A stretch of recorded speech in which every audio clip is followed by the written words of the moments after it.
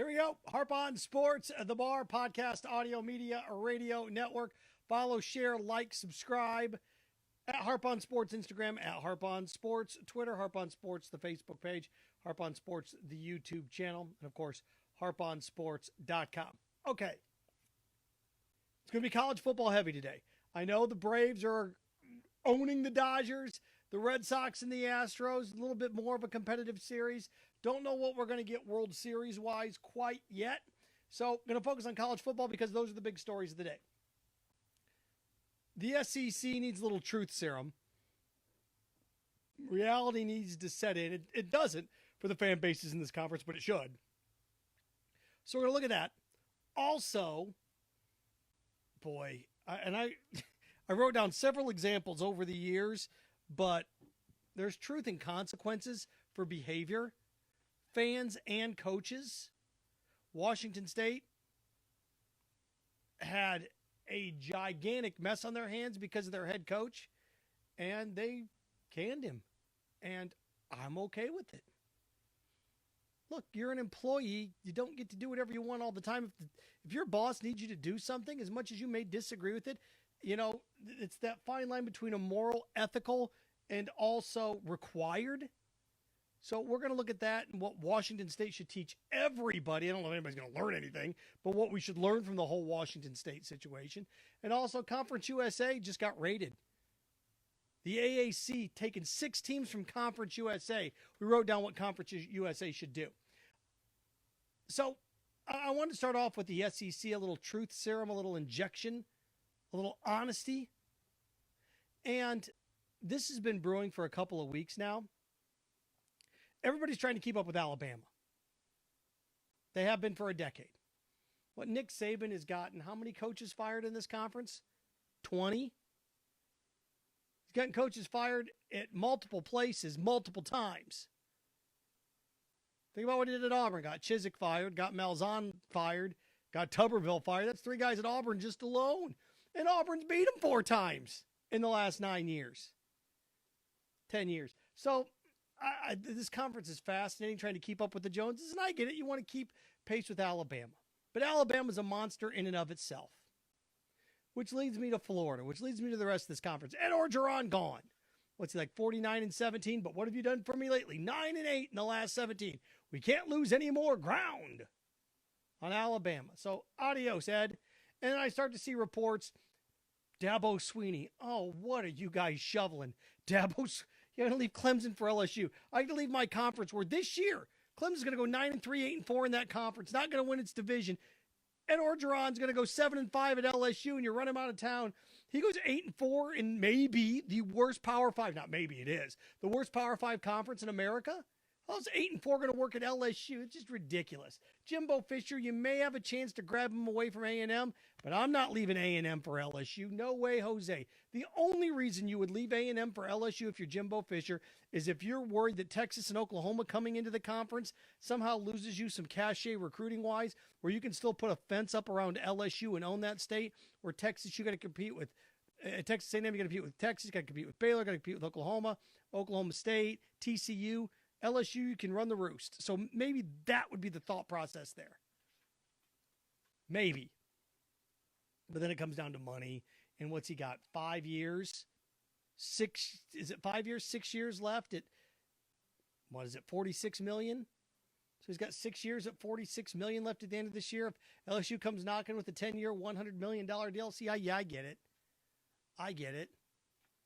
The guy that LSU should hire is Lane Kiffin from Ole Miss.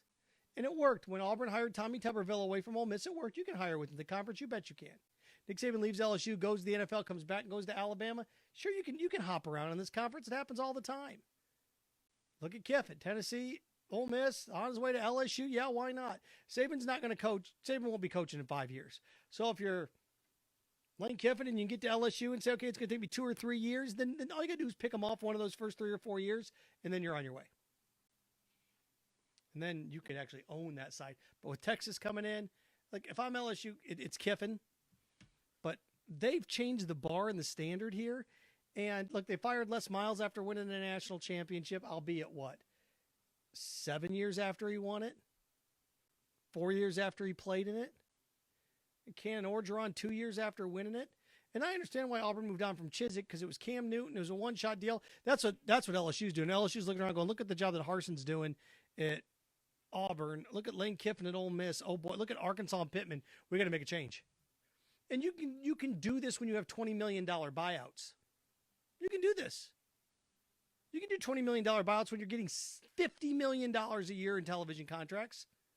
You can do these things. So, yeah, if you want to do it, fine. Can't cry poverty with me. But think about that. I'm throwing some big money out for you, right? What, $16 million to pay Orgeron to go away? Think about that $16 million and juxtaposed with the $250,000 fine Tennessee just got for throwing crap on the field. We'll swing back around to that in a minute. But the truth serum is none of you are Alabama. And he's built a monster there, and he built it because it's taken him 15 years to build it. And you want to keep up with him. You think you can compete with him. Nobody in the country can compete with him except Clemson, and Clemson's not even doing it this year. Ohio State kind of is able to, but look, they've closed the gap on the Buckeyes in the Big Ten, haven't they? Iowa stepped on it last weekend, but Michigan State's better. Michigan's figured it out. Penn State's figured it out. It'll be interesting to see what the next month looks like in that conference, at least in that division of that conference. So this whole running the roost thing, and that's fine, but it's funny how, well, it's not good enough. Move on, fire him. Move on, fire him. I give Notre Dame and Brian Kelly credit for sticking it through. If Florida, LSU, Auburn, if all those schools if Notre Dame approached their coaching search in their coaching position like they did, they'd have fired Brian Kelly 6-7 years ago. And think about where they are now. You can sit there and laugh at them. What are they? Something like 58-5, 58-6 the last 6 years. It's 5.5 years. That's pretty good. It's pretty good. We're not winning championships. Yeah, you're right. If that's the bar, going to be a lot of lonely teams since Alabama's won half of them the last 13 years. 14 years. Can you keep up with that? This is where we need to be. It's everybody's unrealistic expectations. You know what college football fans are like? College football fans are like college students, think they're going to graduate and make $100,000 a year. This is what I'm going to do. I'm going to buy a boat, and it's like, oh my gosh, you no shot at that. None. But okay, go ahead and believe it. And now they're talking to Florida. Maybe, Mullen, it's time to what? Truth serum. This team last year finished 8-4. Correct? 9-4. 8-4, right? Went 8-2. Lost in the SEC championship game to Alabama 8-3. Lost the bowl game to Oklahoma 8-4. Graduated maybe the best tight end in the history of the SEC. Graduated a first-round draft pick in Kadarius Toney at the receiver position. Graduated a Heisman finalist at the quarterback position. 3 of those guys on offense. Alabama can replace those guys like that. And even then, they're struggling this year. Look, Clemson lost Trevor Lawrence. They lost a first-round running back. Going to be 9-3, maybe, in that dog turd of a conference. Florida's going to go 8-4. So Clemson loses Trevor Lawrence and a first-round running back. They go from national title contender to 8-4, 9-3. Florida loses a second-round pick at quarterback, Heisman Trophy finalist, first-round tight end, maybe the best tight end in the history of the SEC, first-round wide receiver, and they're going to have the exact same identical record going into the bowl game. And this is a failure? We shouldn't lose to LSU. I get it. It's because of recruiting. That's garbage. If it's because of recruiting, you never would have lost to Kentucky because you got better players than Kentucky. That recruiting stuff, well, we got to recruit better. That's a little bit to do with it, but that's not all of it. That's like blaming your overweightness or your obesity on the fact that you can't afford a gym membership. Jogging outside is free. Well, if I had money, I'd hire a personal trainer and a personal dietitian. Just don't eat so much. Well, you don't understand. Yeah, I do understand. Excuses everywhere. So Florida's a program that when you reach the pinnacle, you're going to have a step back every now and then. You are.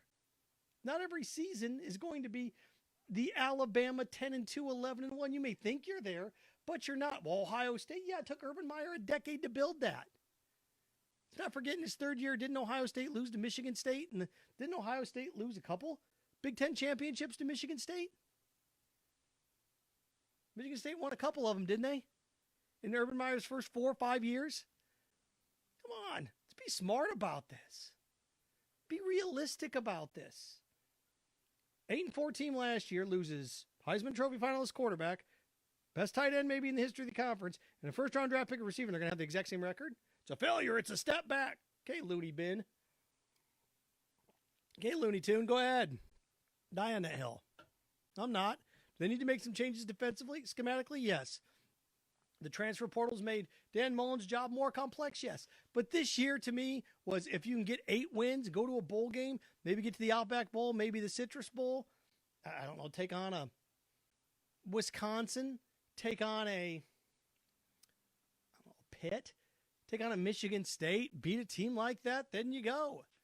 I think they're going to go 10-2, 11-1 this year. And I know that inferiority complex is here because Georgia's going to drill Florida, but come on. The truth serum is Georgia's the best team in the country. Georgia's the best team in the conference. Alabama is probably the one that can compete with them in the SEC championship game, but nobody in the country, not even Clemson, reloads like Alabama. Ohio State lost home to Oregon, for crying out loud. Nobody reloads like them, and they just lost to A&M. Unrealistic expectations. Good gracious. So there's that out of the game. But Kiffin's the guy at LSU. He is. And if Kiffin gets the job at LSU, you talk about James Franklin. If James Franklin ends up at Southern Cal, which if he wants to go out there, fine. Then Penn State will hire Luke Fickell, or that's what they should do, and then your carousel continues. A couple things here. I want to make sure get this right. Nick Rolovich, right? I don't know a lot about Washington State football, I'll admit it, but I have no problem with them canning him because he didn't get the vaccine. I don't. I got let go of a job once because they couldn't afford to pay me because they spent $250,000 on a Winnebago for traveling around and doing broadcasts. 3 people lost their jobs because of that, salary cuts. So this is where I sit here and look at things and say, you can't fire him because you won't get the vaccine.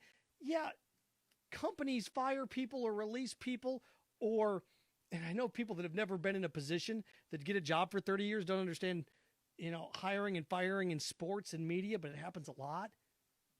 Budgetary reasons, cutbacks, layoffs, those things happen quite a bit.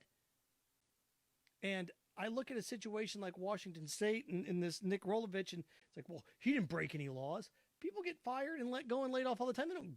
It's not because they're committing larceny or grand theft auto. It's not like, oh, well, the only way you can get fired is if you write a bad check or commit a crime. People get let go all the time. So there's certain rules I don't like at the University of Florida that I work there and I have to pay to park. But I'm not ready to lose my job because I got to pay $20 out of every paycheck to park. Do I think that's garbage? Yes, I do. Or is it $17 out of every paycheck? I think I should have to pay to park to go to work. But I do. That's them the breaks. I refuse to pay to park. You're not going to get a ticket every day then. My rights, free speech. It's his body. It's his choice. Yes, and it's Washington State's job. It's Washington State's school. It's their football program. It's their choice. Fired him with cause. They made this requirement. You have to do it. If my school, if the University of Florida came with a policy and said, you can't wear shirts with guys flipping the double bird saying, eat it, I can't wear that to work. Well, my First Amendment rights, my freedom doesn't work that way. So tough. No sympathy for him whatsoever. I've got to face my kids in the eye. Well, face them in the eye. Tell them to get to move again. Because Daddy wouldn't get a jab. Because he's afraid he's going to get 5G and have microchips. I got my flu shot last week. Internet service has never been better in my body. I can just feel the 5G. People act like this is the lawnmower man. Nice little Stephen King reference. That to Tennessee, throwing crap on the field, mustard bottles and golf balls. And this is what I always find interesting about things like this. Again, fan behavior, etiquette. That it's like, well, they're making those bad calls. I can understand it. You can understand it. You understand throwing things. What if you hit somebody in the head with that golf ball and knock them out, give them a concussion? That cool? The justification, well, didn't hit anybody. Well, by all means then, fire a bow and arrow while you're at it. Can you imagine that that process? Like, the refs hosed us, so I need to pelt the field with things even though they didn't hose you. It's all Lane Kiffin thinks he's so hot. Get your feelings out of this. You got beat. You got to be the guy that dumped you. Lane Kiffin dumped you, Tennessee. You created a lynch mob and went after him when he dumped you to go to Southern Cal. Now you're throwing crap at him? Well, just a few fans that ruin this for everybody. Every fan base always says that. Alabama fan murders another Alabama fan. If the other fan bases do this too, you just do it more. Then you act like that, and then you try to justify that, and then the SEC fines him $250,000. This is kind of like rushing the field. If you want to get serious about this stuff, there's a way to get serious about it. There is. Chris Rock always talked about this. He's like, I'm okay. Have as many guns as you want. A bullet should cost $1,000. Have as many guns as you want. A bullet's $1,000. It's like, okay. I'm the same way, a little bit not as extreme, but when it comes to the SEC, this is what I would do. We ever have a situation like that again, we're going to take an SEC home game away from you next year. You want to get serious about what happened at Tennessee? Greg Sankey, the rest of the SEC, this is what you do. Hey, look, Tennessee, you ever let that happen again? Next year, you're going to have 3 home conference games and 5 road conference games. We will remove an SEC home game from your schedule and make it a road game. You'll get back to 4-4 in 2 years, but we'll remove a home game from your schedule next year. You have an incident like that? Hey, you want to rush the field? That's fine. We're going to take a home game away from you next year. This whole thing is like, and look, those are money makers. It's the same reason why you get a ticket for going 10 miles an hour over the speed limit and you don't get a $1,000 fine. If you levied out, if you go more than 5 miles an hour over the speed limit, we're going to hit you with a $1,500 fine. That'd be it. That'd be the end of people going 5 miles an hour over. Get hit with a couple of those. That's what you do here. If the SEC was really serious about the Tennessee situation, take away home conference games. Make them a road game. Say, Tennessee, we appreciate this. Appreciate your candor in the matter and your upfrontness, but this is what's going to happen. Next year, you're going to have to go on the road again. You're not going to get a home game. You're going to be traveling to Florida again. You went to Florida this year. You're supposed to host them next year, but you're going to go to Florida again because you keep throwing crap on the field. That's how you handle that. Well, that's extreme. It'll get rid of it. Think about what happens if you're a Tennessee fan and a guy above you chucks something, turn around and grab him and say, quit throwing stuff. Security guards will be on lockdown. The narc police will be everywhere. It'll end. It'll end. So there's that. I just have no, see, I never thought, you know what I need to do? I need to throw a little rock at this person's head. That'll teach them. I understand throwing crap. I don't. I'm mad because I'm selfish and self-centered and can't handle that my team got beat. Here, let me throw a jar of mustard. That'll show them. And again, it's like, oh, the refs made bad calls. So you're allowed to throw things at people? Didn't hit anybody. Oh, can you set them on fire? No, it's ridiculous. Okay, you can throw crap at people. Can you throw a golf ball? Can you throw a rock at somebody? What can you throw? It's like the people that throw ice balls and snowballs. Didn't hurt anybody. What if it hit somebody in the eye? Well, that's too much. Oh, she can chuck something as long as it doesn't hit anybody. What's the point of throwing it? To voice my displeasure. Well, you can boo. It's ridiculous. Too much self-importance. Good gracious. I wanted to wrap with this. Conference USA has been raided. What did I see today? Charlotte, FAU, University of Texas, San Antonio, North Texas, Rice, and UAB all leaving Conference USA to join the American Conference, the AAC. So the AAC loses Cincinnati, right? They got raided. They did. The Big 12 looked around and said, let's add UCF, let's add Cincinnati, let's add BYU. And look, I get it. So now the next raid takes place.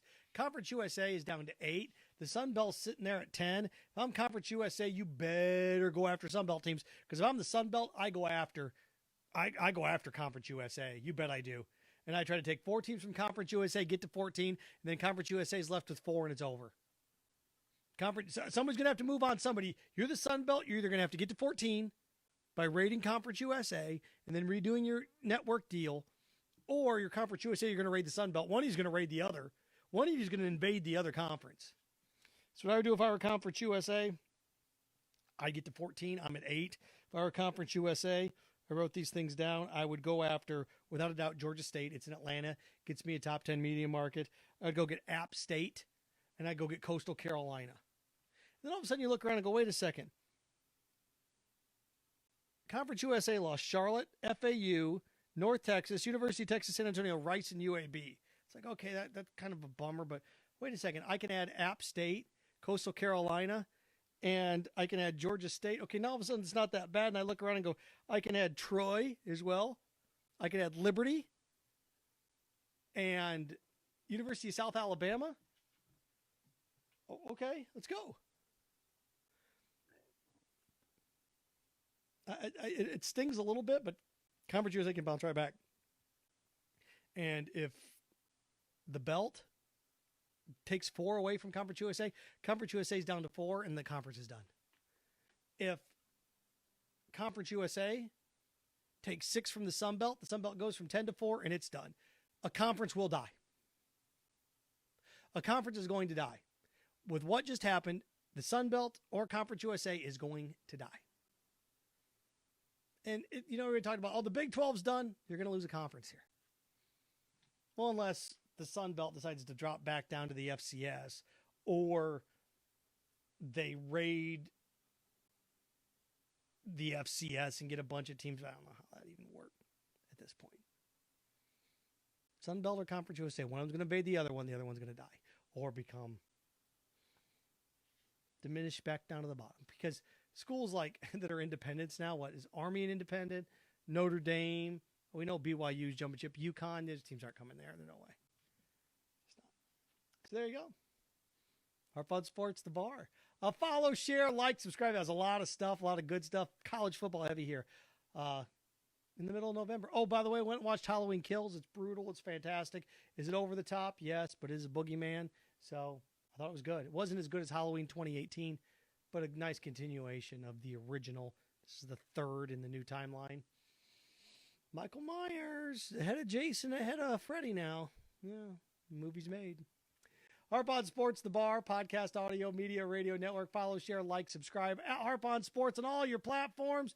Harp on Sports YouTube channel, Harp on Sports, the Facebook page, and of course, harponsports.com. Remember, stay clean, stay focused, stay strong. Frankenstein. Have fun with your friends.